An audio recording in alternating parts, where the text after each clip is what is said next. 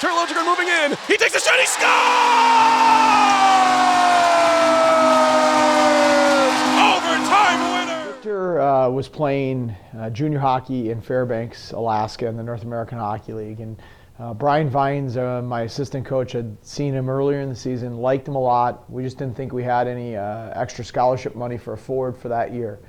At the end of the season, we lost 2 players to the NHL. We lost Ryan Haggerty, who we already had a replacement for, and then we lost Mike Zaleski, which was a little bit of a surprise. And when we lost Zaleski, we recircled back to Victor, identified him as the best available player that was college eligible at the time, and then started the recruiting process with him to try to get involved with him. Now he was being recruited by a lot of teams, so my relationship with his general manager, Rob Proffitt, who I've known for probably 20 years, probably opened the door to where we had a chance to show Victor what we were all about.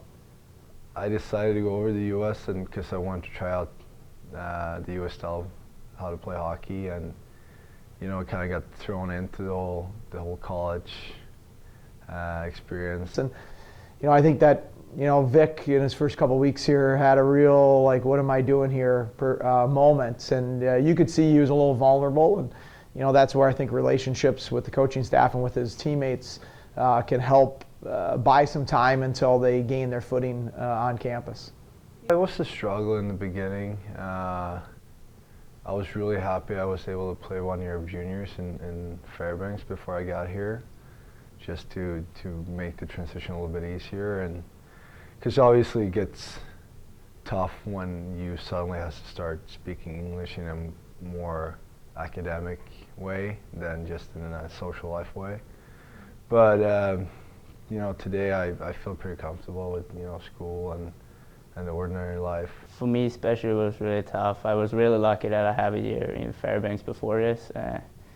To be honest, English was not my best subject in school in Sweden, so how my English has developed since I came over here is a big difference. So language-wise, it was really tough for me in the beginning. Before he came to Fairbanks, he reached out to me and asked about the Fairbanks, and I told him what I thought about the place, and he went there. And later on, when the coaching staff here at RPI reached out to him, he obviously reached back to me and asked about RPI, and I only had positive things to say. Took him in here when he came for his visit, and I don't know. I just think he liked the place just as I did. A couple things allowed us to get Jesper. One is the relationship that I was able to create with him as the head coach. I met him early.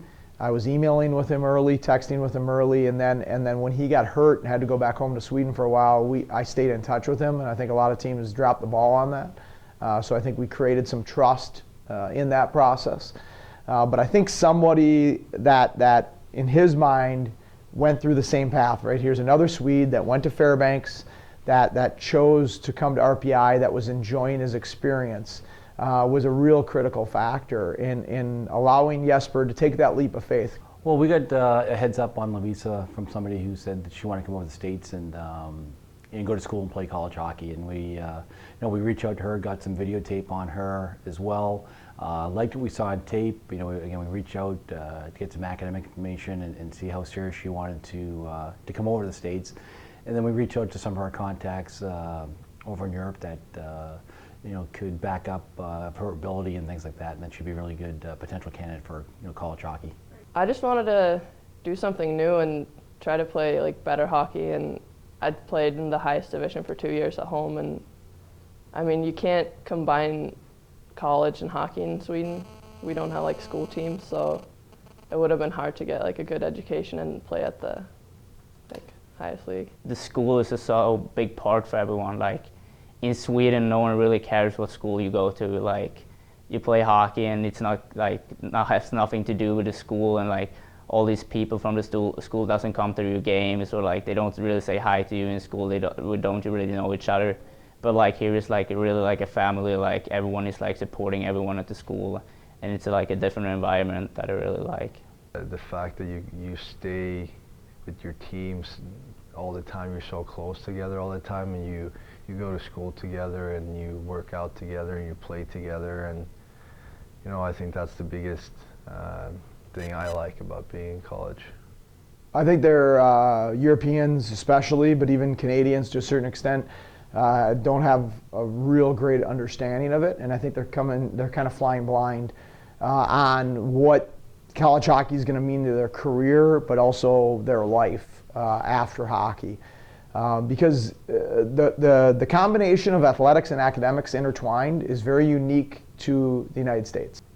One thing that differs a lot is the size of the rink, so I would say the pace is a little faster here, and also it feels like the American way to play hockey is more physical, and you know, more the way I like to play hockey.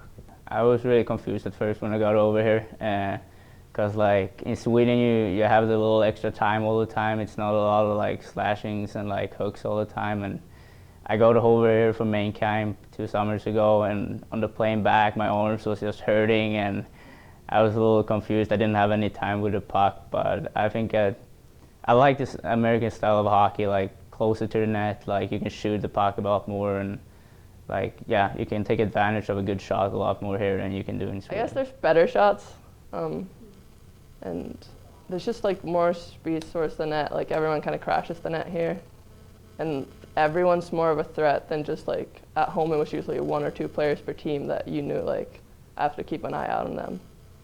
They're so far away from home. There's so many you know, transitions and adjustments, you know, coming to college is for any student athlete, whether it's, you know, first time away from home, you know, bigger classrooms, you know, new teammates. I think one is just her personality. I think number one, she's fitted her team so well. She's so calm, so cool, and nothing really rattles her.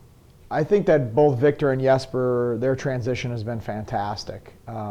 My experience with any Swedish player, whether that was the 2 that we have right now or some Swedish and Finnish players that we had when I was at Denver, the Scandinavians make the transition really well. Their school systems back home are very strong, so they're coming from a real strong academic background. So although the English language might be a bit of a challenge early on, the academic material isn't over their head. I think what Jesper and Victor bring is a combination. They're both skilled, they're both smart, they both are used to bigger ice sheets, but I don't want to take all of their Swedish playmaking away from them. I want them to have that. I think that, you know, Jesper needs to have that skill and that creativity in his game because he's 5'8" and he's going to be a power play point producing player. Victor, I think as Victor is starting to mesh a little bit of the North American style with the Swedish style, I think his game is really starting to take off, and I think will take off even more in the next 2 years. He's 6'3", he's a big, strong guy, and I think when he fully owns that power forward mentality of North America combined with the puck possession intelligence of the Swedish style that he grew up in, and they come together, I think his game is going to really take off. We always just try to find the best possible players, whether it's you know, in New York State, Minnesota, New York, New Jersey. You know, we look all over the place for them, and you know, it's been a nice addition, you know, to our team. I think it's also helped out. You know, it's helped with our team just overall, just having that diversity as well. I love it. I think it adds a ton to the group dynamic. The Scandinavian players and young men and women, they just come from a different cultural background. They're very mature, they're very family oriented, they have great worldly perspective. More likely than not, Jesper and Victor and Milos, they're going to go back home to Europe at some point, whether that's after playing pro hockey here or whatever that is. And so for the rest of our guys' lives, they're going to have these relationships with these people over there, and when they go visit, they're going to have people to go see, and I think it just adds a ton to the group dynamic, and I think it adds a lot to on ice as well, because the style of play of each country is different. No, I love it here. Like, I don't regret anything about coming over to the United States, and I love my time at RPI.